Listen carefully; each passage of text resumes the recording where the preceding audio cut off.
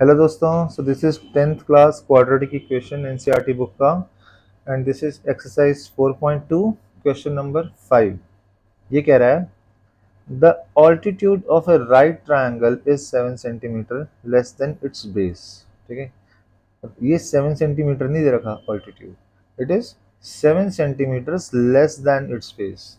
If the hypotenuse is 13 centimetre find the other two sides. तो hypotenuse की value दे रखी है, ठीक है, बेस और ऑल्टीट्यूड की वैल्यू नहीं दे रखी, उनके बीच में एक रिलेशनशिप बताया हुआ है।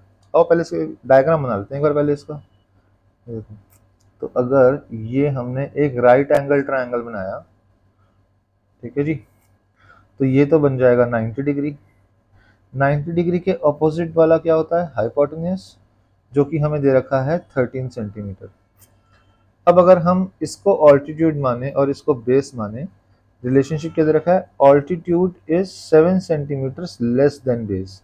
तो अगर बेस की वैल्यू x है तो ऑल्टीट्यूड की वैल्यू x माइनस 7 हो जाएगी, है ना। और उसके बाद हमने बाकी सारी साइड्स निकालनी है, ये साइड और ये साइड। तो वो तो भैया पाइथागोरस थ्योरम ही लगाएंगे, उससे हमारी क्वाड्रेटिक इक्वेशन बन जाएगी। मिडिल टर्म स्प्लिट करेंगे और आंसर आ जाएगा। ये भी आसान है, आओ देखो कैसे करें। So as per Pythagoras theorem, Pythagoras theorem क्या कहती है? ये कहती है कि H square is equal to P square plus B square. So hypotenuse की वैल्यू तो हमें दे रखी है 13, इसका हमने स्क्वायर कर दिया। परपेंडिकुलर यहाँ पे कौन सा ले लेते हैं? ये ले लेते हैं। तो ये क्या हुआ? x माइनस 7 का होल स्क्वायर प्लस बेस का स्क्वायर x स्क्वायर। ठीक है जी। अब फिर दोस्तों वही वाली गलती मत करना जिसके लिए मैंने एक बहुत बेसिक कॉन्सेप्ट बताया था, आपको बहुत बुरा भी लगा होगा। लेकिन इसके अंदर भी कई बार बच्चे सिर्फ इसको एक्स स्क्वायर प्लस 49, या वो भी छोड़ो, इसको एक्स स्क्वायर माइनस 49 लिख के आ जाते हैं। भैया फिर से बता देता हूँ, एक्स माइनस 7 होल स्क्वायर को हमने कैसे सॉल्व करना है? A minus b whole square. इसका फॉर्मूला क्या होता है? A square plus B square minus 2ab। तो यहाँ पे भी हम यही फॉर्मूला लगाएंगे। तो अब ये हमारी इक्वेशन क्या बन गई? 13 का स्क्वायर होता है 169, तो ये लिख दिया। और इसको हमने इस तरीके से ओपन करा, सो ये हो गया x square plus 49 minus 14x, a square plus B square minus 2a into b. ठीक है जी। तो ये कितना हो गया हमारा? 14 और ये x, तो इसलिए माइनस 14x आ गया। और ये एक्स स्क्वायर भी तो है भी यहाँ पे, तो प्लस एक्स स्क्वायर। तो इक्वेशन क्या बन गई? 169 is equals to x square, x square नहीं हुई है, एक्स स्क्वायर दो हो गए ना, x square plus x square. तो ये हो गया 2x square minus 14x plus 49। इस वैल्यू को भी यहाँ ले आते हैं तो ये हो जाएगा 0 is equals to 2x square minus 14x plus 49 minus 169। तो रिप्लेस करते हैं ये यहाँ, ये यहाँ, ठीक है ना।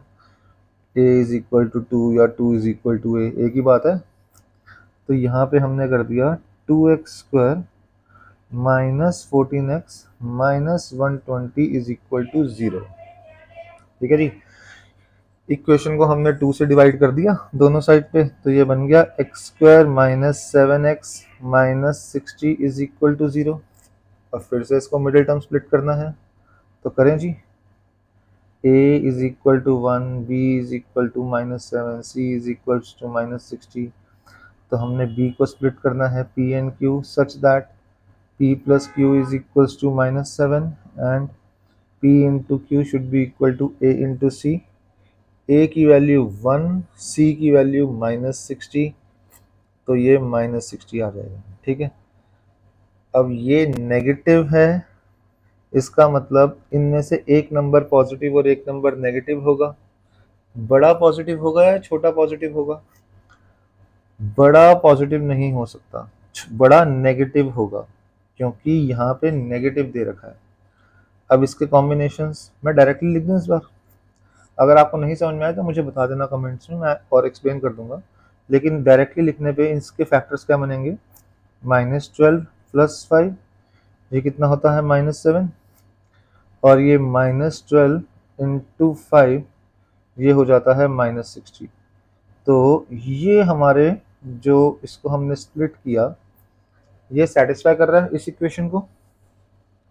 अब इसी इक्वेशन को दोबारा लिखते हैं, -7 की जगह हम -12x + 5x लिख देंगे और हम मिडिल टर्म स्प्लिट करके इसके फैक्टर्स निकाल लेंगे।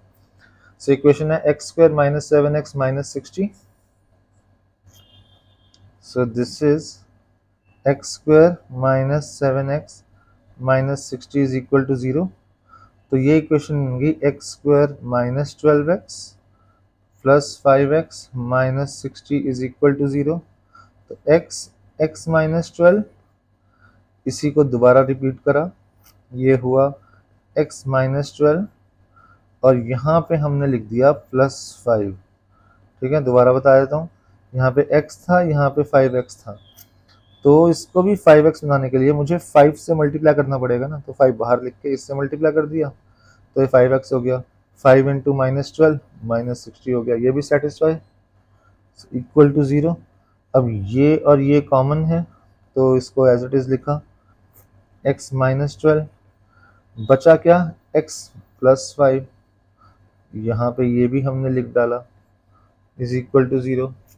अब इसके दो फैक्टर्स बन चुके हैं, तो इसका मतलब हमारी x की दो वैल्यूज आ जाएंगी, x -12 = 0, सो x = 12, और दूसरी वैल्यू हमारी कौन सी हो गई, x + 5 = 0, सो x = -5। ठीक है जी। अब देखो, हमने वो ट्रायंगल की बात कर रहे थे ना, ये हो गया 13, ये हुआ x, ये x -7। अब देखो यार, साइड जो है वो नेगेटिव में तो नहीं आएगी ना, तो ये वैल्यू तो हो नहीं सकती, तो इसको हमने कर दिया रिजेक्ट।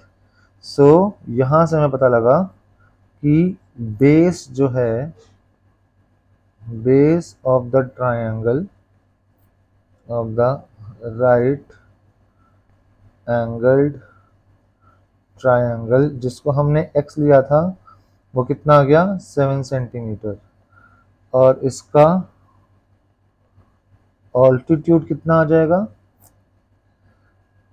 x -7, अरे ये 7 नहीं है ना यार, ये 12 है। ठीक है, सॉरी दोस्तों अगर मैंने कंफ्यूज करा हो तो। x की वैल्यू आ गई 12 सेंटीमीटर, और यहाँ पे ऑल्टीट्यूड क्या हो जाएगा, x -7, that is 12 - 7 which is 5 centimetre. So हमें ऑल्टीट्यूड मिल गया, हमें बेस की वैल्यू मिल गई। सो हमारा आंसर यहाँ पे पूरा हुआ, this is 7 and this is 12, right. इस एक्सरसाइज का लास्ट क्वेश्चन बचा है, उसका वीडियो नेक्स्ट होगा, आप उसे भी ज़रूर देखिएगा। Thank you so much.